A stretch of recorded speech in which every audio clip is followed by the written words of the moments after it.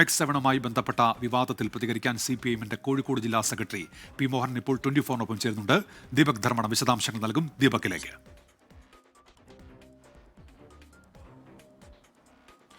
ഉന്മേഷ്, വലിയ വിവാദമായി മാറിയിരിക്കുകയാണ് മെക്സ് 7 ബന്ധപ്പെട്ട കാര്യം. കാരണം മെക്സ് 7 ജമാഅത്ത് ഇസ്ലാമിയും SDPIയും നുഴഞ്ഞു കയറുന്നു എന്നത് ആദ്യം പറഞ്ഞത് കോഴിക്കോട് CPIഎം ജില്ലാ സെക്രട്ടറിയാണ്. തളിപ്പറമ്പിലെ പ്രസംഗത്തിൽ മോഹൻ മാസ്റ്റർ ഇപ്പോൾ നമ്മളോടൊപ്പം തത്സമയം ചേരുകയാണ്. മാഷ് പറഞ്ഞ ഒരു കാര്യം അതിപ്പോൾ വലിയ ചർച്ചയായിരിക്കുന്നു, വലിയ വിവാദമായിരിക്കുന്നു.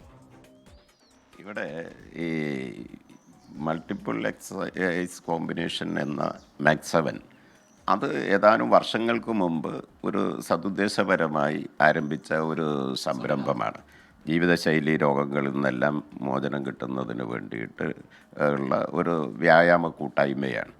അത് നല്ല ഉദ്ദേശത്തിൽ അത് തുടക്കമിട്ടവരും അതിൽ പങ്കാളികളാകുന്നവരുമെല്ലാം എന്നാൽ അത് പ്രോത്സാഹിപ്പിക്കുകയും അത് ഒക്കെ ചെയ്യേണ്ട ഒരു കാര്യം തന്നെയാണ്. എന്നാൽ സമീപകാലത്ത് ഈ ജമാഅത്തെ ഇസ്ലാമി, അതുപോലെ ഈ സംഘപരിവാർ, SDPI പോലുള്ള മതരാഷ്ട്രവാദികളും തീവ്രവാദികളും എല്ലാം ഇത്തരം പൊതു ഇടങ്ങളിലും പൊതുവേദികളിലും നുഴഞ്ഞു കയറി തങ്ങളുടെ സങ്കുചിതമായ മതരാഷ്ട്രവാദത്തിനും അതുപോലെ വർഗീയ അജണ്ടക്കുമെല്ലാം ഒരു മറയാക്കി ഉപയോഗിക്കാനുള്ള ശ്രമങ്ങൾ നടത്തുന്നുണ്ട്.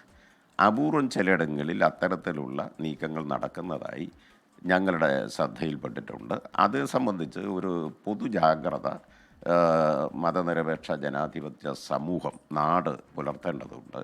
അതാണ് ആ മുന്നറിയിപ്പാണ് ഞങ്ങൾ പൊതുവെ സമൂഹത്തിൽ നൽകിയിട്ടുള്ളത്. പക്ഷേ ഇതിലൊരു കാര്യം, ഇത്തരം സംഘടനകൾ സാധാരണഗതിയിൽ പെനിട്രേറ്റ് ചെയ്യൽ, നുഴഞ്ഞുകയറ്റം നടത്തുന്നവരായി എന്നാണ് പൊതുവെ CPIഎം പറയാറുള്ളത്. ഇതിനെതിരെ ചിലയിടങ്ങളിൽ പ്രതിഷേധവും ഉയർന്നിട്ടുണ്ട്. അല്ല, അത് ഒരു ജാഗ്രത പൊതുവിൽ ഉണ്ടാവുമല്ലോ. ജനങ്ങൾ ഈ കേരളീയ സമൂഹം ഇത്തരത്തിലുള്ള ഈ മതരാഷ്ട്രവാദത്തെയും അതുപോലെ തന്നെ വർഗീയ ധ്രുവീകരണ നീക്കങ്ങളെയും ശക്തമായി എതിർക്കുന്ന ഒരു മതനിരപേക്ഷ ഉള്ളടക്കമുള്ള നാടാണ്, പൊതുസമൂഹമാണ്. അവർ പൊതുവിൽ ഇത്തരം നീക്കങ്ങൾക്കെതിരായി ജാഗ്രത പാലിക്കണം എന്നുള്ളതാണ് ഞങ്ങളത് സംബന്ധിച്ചിട്ട് സൂചിപ്പിക്കുന്നത്. ഈ മാഷയുടെ തളിപ്പറമ്പ് പ്രസംഗത്തിന് ശേഷം ഇത്തരം ഒരു ജാഗ്രത പ്രാദേശിക തലത്തിൽ ഉണ്ടായിട്ടുണ്ട് എന്നാണ് തോന്നുന്നത്.